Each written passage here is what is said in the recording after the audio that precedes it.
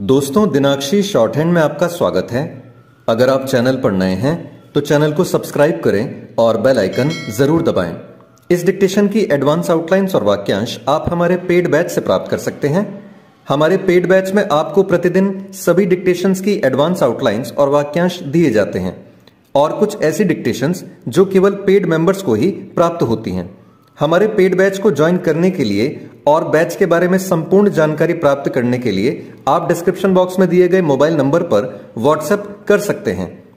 इस डिक्टेशन की demo outlines आप हमारे टेलीग्राम ग्रुप से प्राप्त कर सकते हैं। तो चलिए डिक्टेशन को स्टार्ट करते हैं। डिक्टेशन 5 सेकंड बाद स्टार्ट होगी। Ready, start. यह अच्छा है कि निर्वाचन आयोग ने यह तय किया है कि चुनाव के दौरान झूठी शिकायत करने वालों के खिलाफ कार्रवाई की जाएगी। ऐसा किया जाना इसलिए आवश्यक है क्योंकि चुनावों के दौरान राजनीतिक दल एक दूसरे के विरुद्ध केवल झूठी शिकायतें ही नहीं करते, बल्कि कभी-कभी तो वे निर्वाचन आयोग पर भी पक्षपात करने के झूठे आरोप मढ़ देते हैं। क्योंकि यह सिलसिला बढ़ता चला जा रहा है, इसलिए इसे थामने के लिए निर्वाचन आयोग को सख्ती दिखानी ही होगी। लेकिन वह तभी प्रभावी सिद्ध हो सकेगा जब उसे अपने स्तर पर झूठी शिकायत करने वालों के खिलाफ कार्रवाई करने का अधिकार मिलेगा। आमतौर पर अभी यह होता है कि निर्वाचन आयोग चुनावों के दौरान अनुचित साधनों का इस्तेमाल करने वालों के खिलाफ अदालतों में शिकायत दर्ज कराता है और यह किसी से छिपा नहीं कि अदालतों में वर्षों तक ऐसे मामले खिंचते रहते हैं। समस्या केवल झूठी शिकायतों की ही नहीं है, बल्कि प्रत्याशियों की ओर से झूठे हलफनामे दायर करने की भी है। यह देखने में आता है कि कई बार प्रत्याशी जानबूझकर अपने हलफनामे में समस्त आवश्यक जानकारी सही तरह से नहीं देते। इसी तरह एक अन्य समस्या चुनावों के दौरान मतदाताओं को प्रलोभन देने की भी है।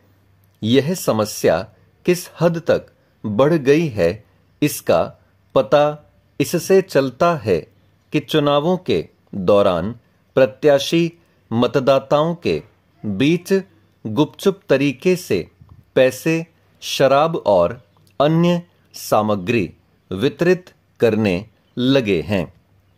यह ठीक है कि आदर्श आचार संहिता लागू होते ही चुनाव आयोग, पुलिस, आयकर विभाग एवं अन्य एजेंसियों को सक्रिय कर देता है और ये एजेंसियां चुनाव के दौरान बांटे जाने वाले धन अथवा सामग्रियों की जब्ती करती रहती है।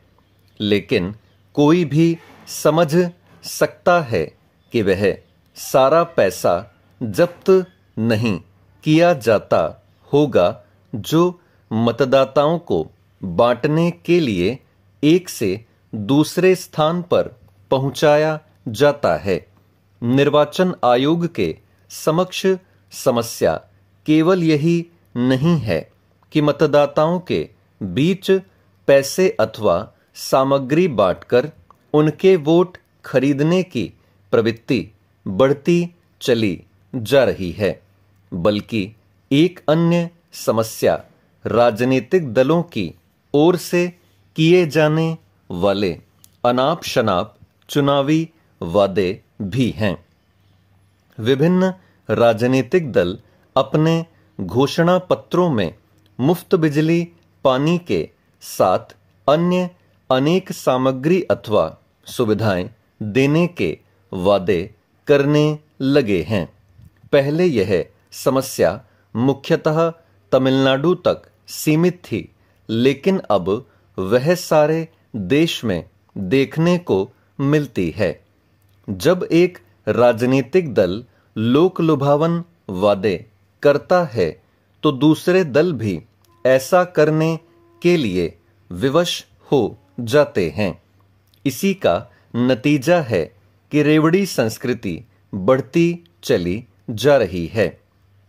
हालांकि इस मामले का संज्ञान सुप्रीम कोर्ट ने भी लिया है, लेकिन अभी तक निर्वाचन आयोग को ऐसे कोई अधिकार नहीं मिल सके हैं जिससे वह दलों की ओर से मुफ्तखोरी की संस्कृति को बढ़ावा देने वाली घोषणाओं पर कोई रोक लगा सके।